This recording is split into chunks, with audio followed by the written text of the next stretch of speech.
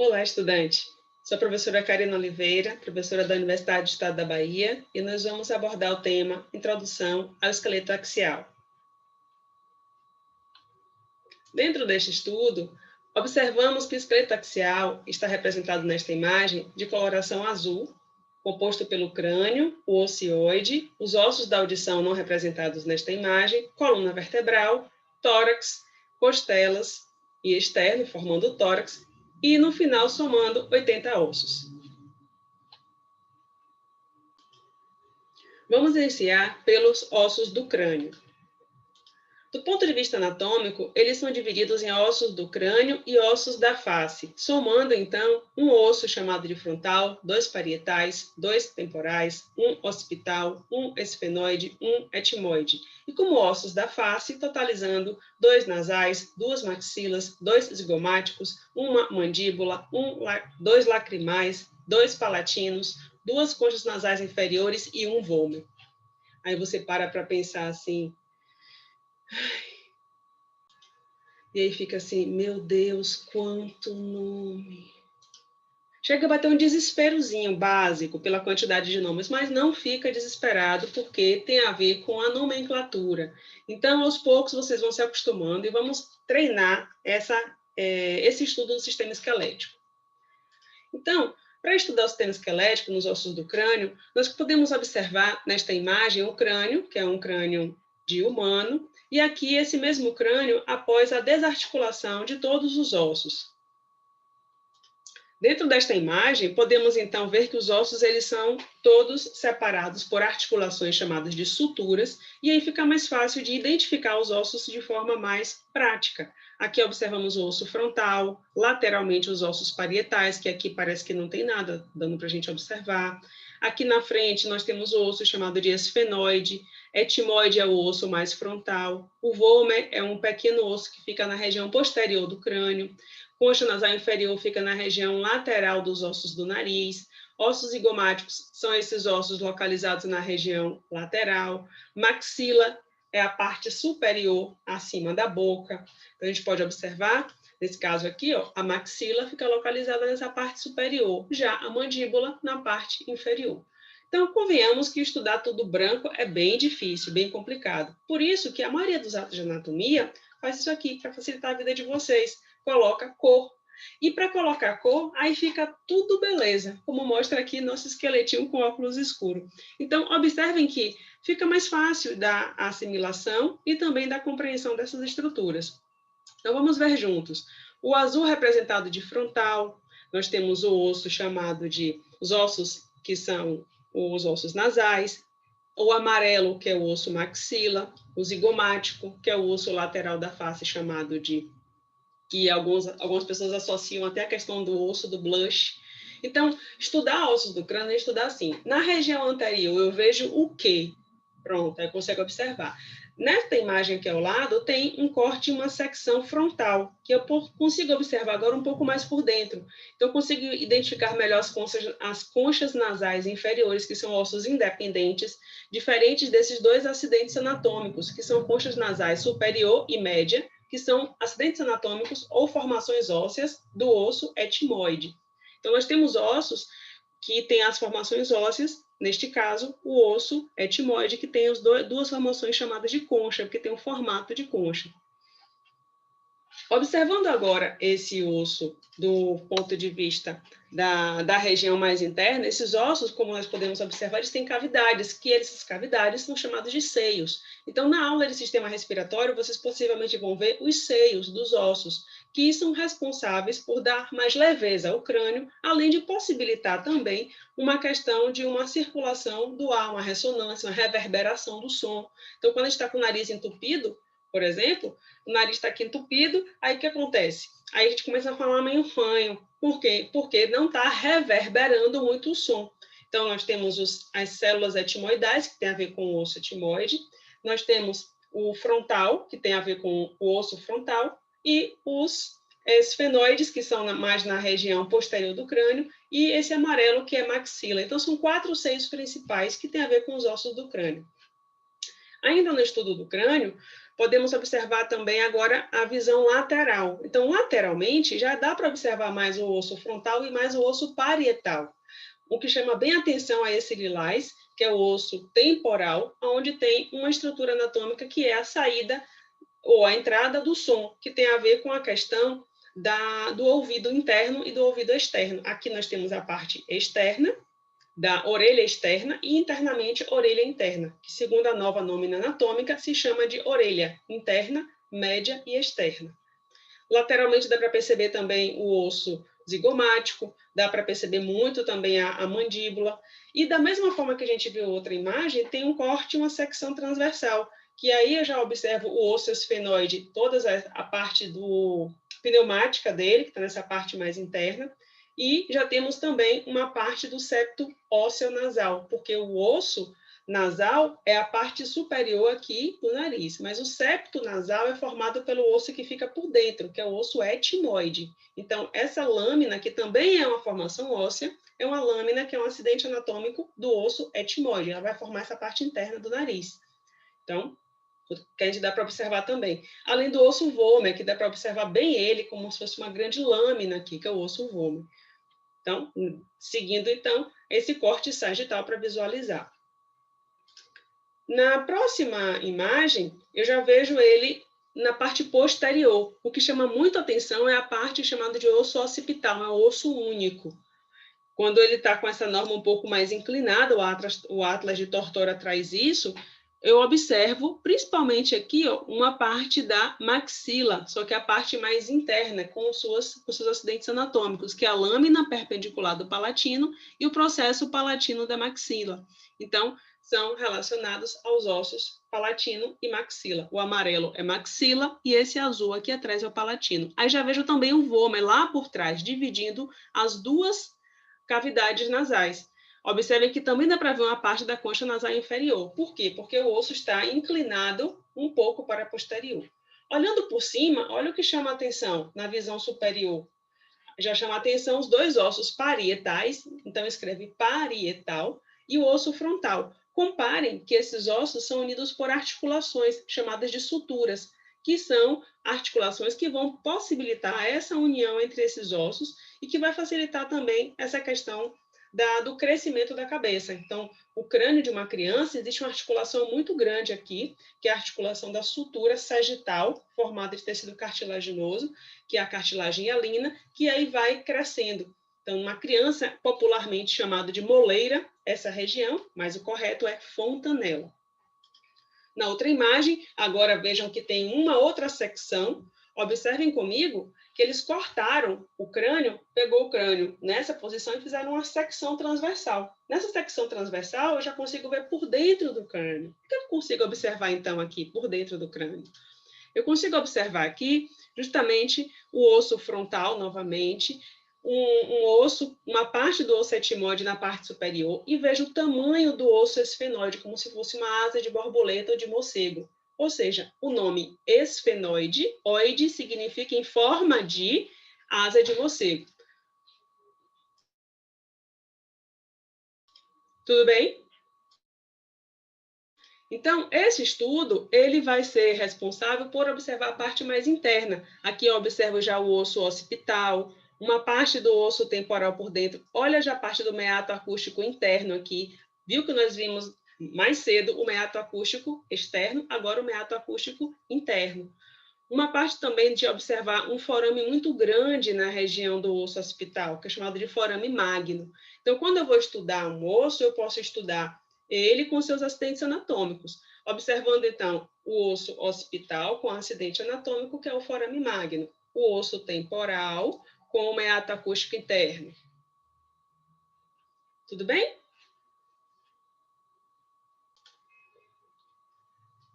No osso esfenoide, podemos observar também a presença de uma formação óssea chamada de cela turca. A fossa hipofisial é onde fica localizado a glândula hipófise. É um acidente anatômico muito importante para abrigar a glândula, que é uma glândula endócrina, que controla várias funções endócrinas do nosso corpo. Então, cada osso possui acidentes anatômicos que são importantes para poder perceber a função, digamos assim. Em outra visão, que já é essa inferior, veja que é o oposto dessa. Vou voltar para vocês verem. Esse está o corte superior, então plano transverso. Aí voltei agora. Aí já observe que eu estou vendo por baixo, a setinha está mostrando. Olha o que chama a atenção, o osso maxila. Então, o osso maxila é o que chama principalmente a atenção. Logo posterior tem o osso palatino. Consigo ver também ó, o arco zigomático, que faz parte do osso zigomático. Consigo ver os processos que são saliências de formações ósseas, processos pterigoides, que são processos do osso, olha que está de verde, do osso esfenoide. Então, vejam que o osso esfenoide visto de baixo agora é diferente. Vou voltar para vocês verem só o verde de cima e de baixo, tá? Então, fica mais fácil de perceber toda a dimensão do osso. Uma parte do osso temporal de roxo, aqui do lado, e também, novamente, chama bem atenção o osso occipital. Agora já consigo observar os côndilos do osso occipital, que faz parte da articulação com a primeira vértebra cervical. É esta a relação. Então, voltando agora para os nomes dos ossos. Vamos lá. Frontal, parietal, temporal, occipital, esfenoide, etimoide, tá? Nos ossos da face, nasais, maxilas, zigomáticos, mandíbula, lacrimais, palatinos, conchas nasais, inferiores e vômer. São esses ossos que a gente observou, só os nomes dos ossos, nós não falamos dos acidentes anatômicos. E vou propor um desafio para vocês agora. Se preparem, pegue aí algum material para vocês anotarem. Então, o meu desafio para vocês é, pega aí para anotar, para treinar, então vamos treinar. Associe a cor ao nome do osso. Então, vocês vão chegar, colocar no caderno anterior, e aí vai colocar azul. Quem é o osso de azul? Aí vai, novamente, nem anterior, qual é o osso de verde? E por aí vai. Terminou anterior, já vem para lateral. Veja o que, é que vocês conseguem ver nessa visão lateral.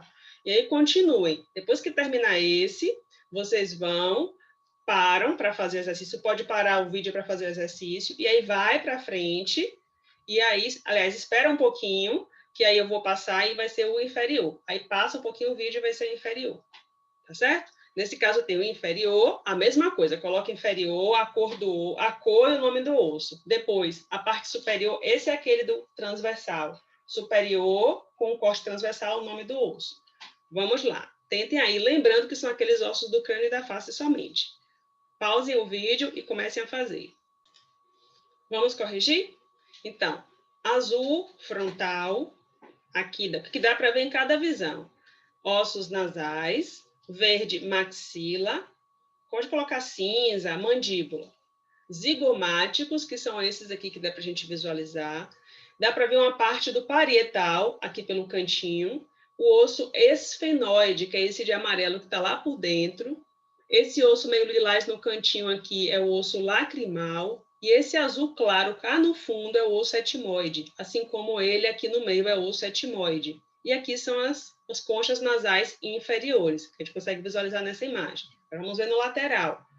Dá para ver também, ó, parietal, frontal, esfenoide. Aqui já dá para ver o temporal. Aqui também é uma parte do temporal, esse vermelho aqui do lado.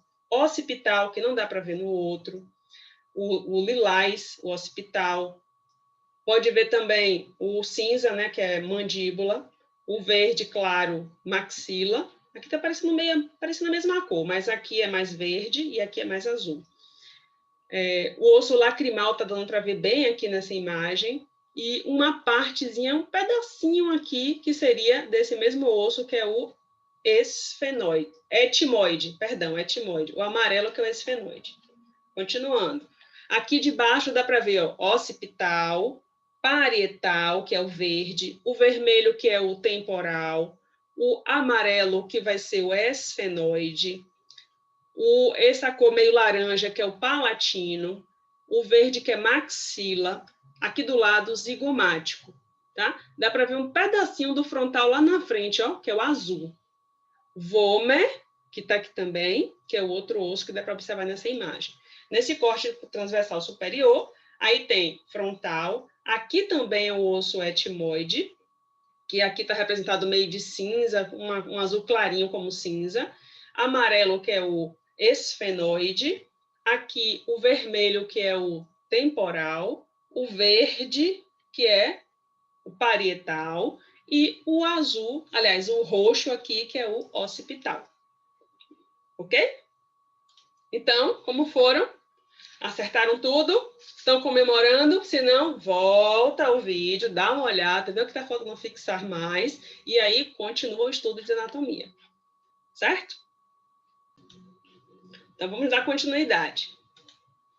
Aqui nós temos o osso hioide. O osso hioide é o osso que ele é um osso que não se articula com outro osso, que fica superior à cartilagem tireoide aqui no pescoço. Então, a gente pode pegar a cartilagem tireoide, na parte superior a ele, é palpável, é meio duro, logo aqui embaixo é o osso hioide. É um osso que possui alguns acidentes anatômicos, como o chamado corno menor, que é essa saliência, corno maior, e aqui o corpo do osso hioide. É o osso que não se articula com outro osso, ele fica suspenso por ligamentos na região do pescoço. Tá?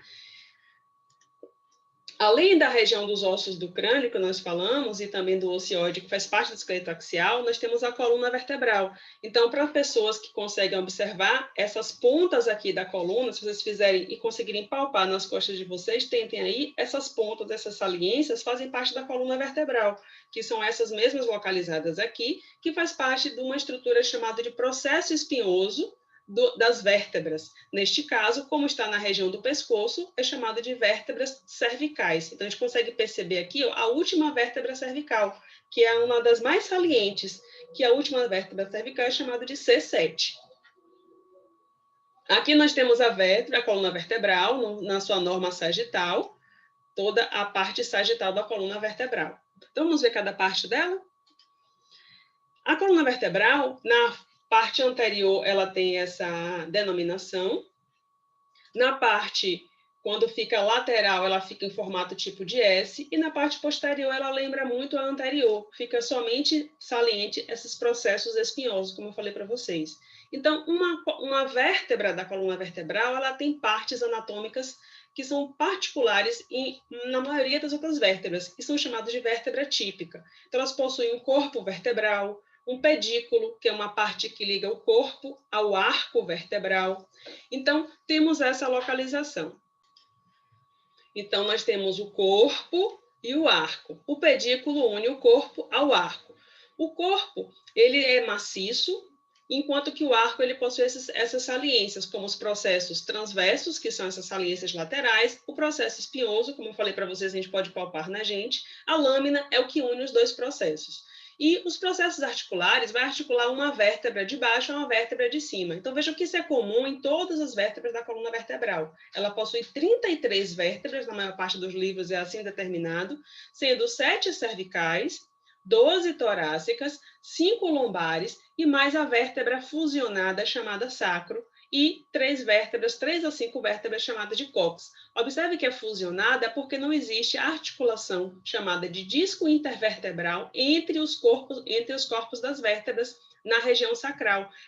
É um osso só, tá? Então, esse disco intervertebral que dá essa mobilidade à coluna vertebral é uma articulação chamada articulação do tipo sínfise.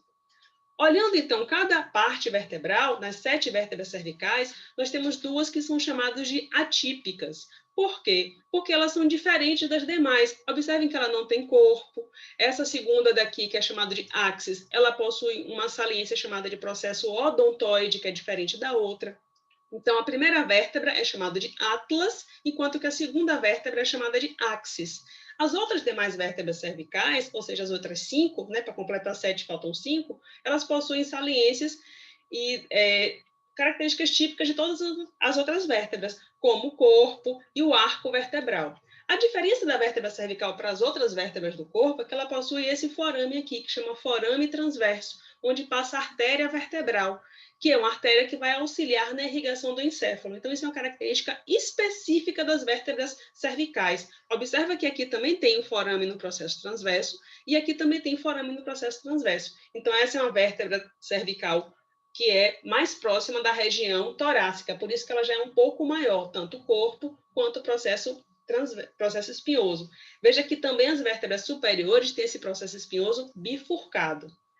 Já as vértebras que são torácicas, são em número de 12, elas possuem principalmente o quê? Um local, veja que tem corpo e arco, também tem processo transverso, processo espinhoso, processo articular, pedículo, que é onde se articula o corpo com o arco. Ela possui o forame vertebral também, porém ela tem algo a mais. Ela vai possuir um processo para se articular as costelas, que é chamado de fóvea costal. Então, as vértebras torácicas possuem essa fóvea costal, que é um acidente anatômico, tanto próximo do corpo como na parte inferior do corpo. Depende muito da vértebra.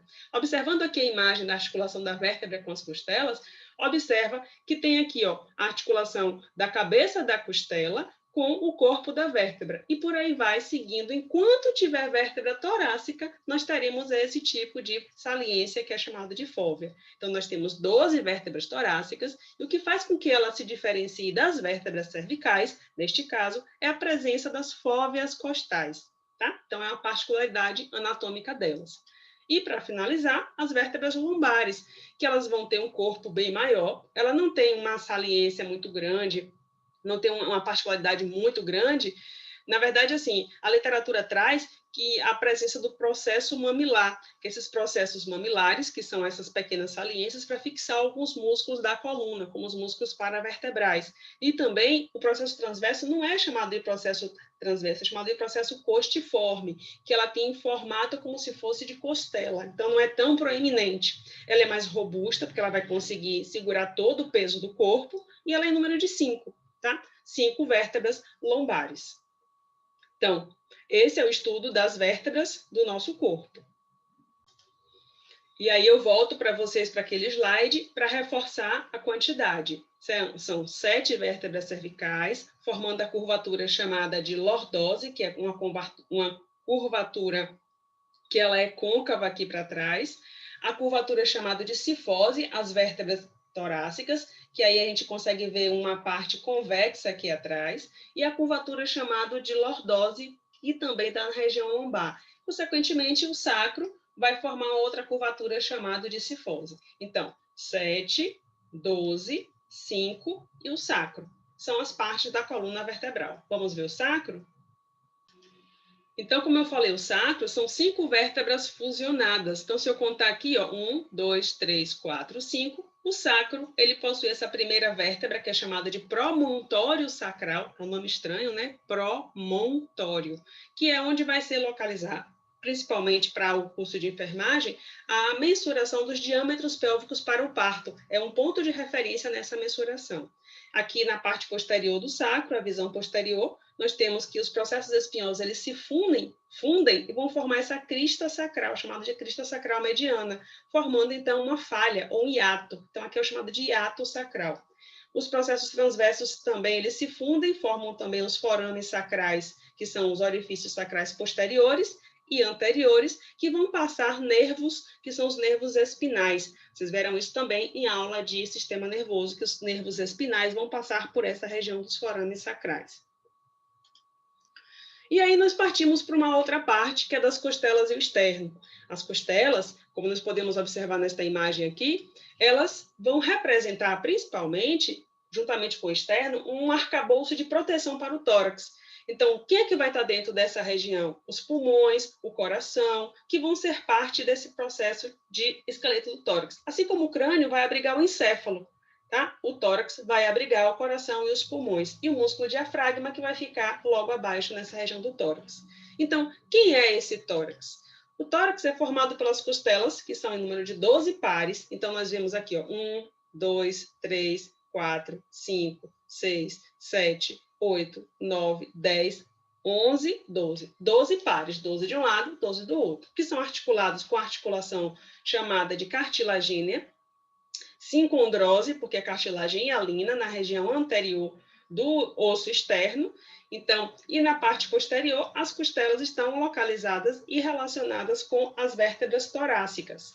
Então, como nós podemos observar aqui nesta imagem, ela vai estar localizada e está articulando bem com os processos transversos ou então com o corpo das vértebras torácicas. Depende realmente do tipo de articulação. Então, nós temos as vértebras torácicas articulando com as costelas. E na parte anterior, as costelas se articulam com o osso externo, que possui o manúbrio, que é essa parte superior, o corpo e o processo tifoide. Como é que eu consigo ver em mim essas estruturas? Eu vejo aqui o manúbrio na parte superior, então eu consigo localizar a incisura jugular aqui em cima. Aí dou uma andadinha, vejo essa pequena depressão aqui, que é o chamado de ângulo external, e depois eu desço até aqui, que é a região chamada de processo chifoide. Então, esse é o nosso externo. As costelas são classificadas em verdadeiras, porque elas se articulam diretamente ao osso externo, então tem 1, 2, 3, 4, 5, 6, 7 costelas verdadeiras que articulam por essa articulação hialina, e nós temos também 3 costelas chamadas de falsas, que elas se articulam através da sétima. Então, é como se ela pegasse uma carona aqui, tá? 1, 2, 3, essas 3 pegam carona na sétima para se articular com o externo, são chamadas de falsas. E essas 2 que não se articulam com o osso externo é chamada de flutuante. Essas são aquelas costelas que alguns modelos elas retiram para poder ficar com a cintura mais fina. É uma prática muito comum na área da estética. Então, por se transformar por ser formada de cartilagem hialina, essa costela também aqui, ela pode se ossificar e vai fazer com que você tenha uma articulação que vira tipo costela, primeira costela com o externo se une formando uma estrutura só, como se fosse um osso único. Então, as articulações de cartilagem hialina, elas permitem esse tipo de possibilidade. Então, para finalizar a nossa aula de esqueleto axial, que nós vimos crânio, coluna, costelas e externo, eu deixo a dica para vocês de um site, que é um site gratuito, que é de um Atlas 3D de anatomia, tá? Veja um bonequinho aqui dançando. Então, esse Atlas 3D de anatomia, ele é o chamado Zigote, eu deixei o link aqui, que é o Zigote by Zigote Body, então vou deixar também na página para vocês, na descrição do vídeo também, que aí quando você clica, você vai encontrar essa imagem, e mexendo aqui nessa parte aqui lateral, dá para você perceber como funciona. Vou ver se eu consigo abrir para vocês. Então, aqui é o site do Zigote, o endereço está aqui em cima. Então, aqui do lado, ó, você vai localizando, dá para você mexer aqui, e aí você vai vendo a estrutura que você quer estudar. Ele é free, tá? Então, com a bolinha do mouse, você consegue mexer para a lateral, observe nessa parte posterior, toda a região do esqueleto, subindo, ele sobe para você observar toda a parte esquelética. E aqui do lado, você vai vendo o nível que você quer o estudo, desde a parte da pele até a parte do sistema nervoso. Então, a parte gratuita dele, ele dá para ver algumas coisas, não tem todos os sistemas, não tem todas as partes, mas já dá para ver bastante coisa de anatomia, e dá para ter uma ideia geral do sistema através dessa visualização aqui no cantinho. Então, se eu chegar aqui e observar, o clico, aparece o nome você pode mudar também a língua aqui do lado para ser em português, e aparece também em outra língua, tá? Em relação aos ossos do crânio, que a gente acabou de ver agora. Tá certo? Então, tá aqui a dica de estudo, né, do Atlas de Anatomia 3D. E, para finalizar, nós temos todas as nossas referências anatômicas, que utilizaremos durante todos os nossos estudos, os 2 livros de anatomia e os 2 atlas de anatomia, que são o Atlas de Anatomia, o Atlas de Anatomia Neta e o Atlas de Anatomia de Gilroy. Então, finalizamos nosso estudo sobre o esqueleto axial. Espero que vocês tenham aproveitado. Voltem, dê uma estudada, parem, façam os exercícios, porque o treino é a melhor forma de você conseguir compreender todo o sistema esquelético e ir se familiarizando com os nomes. Acho que é a mais importante dica que eu tenho para dar para vocês. Tá certo? Bons estudos!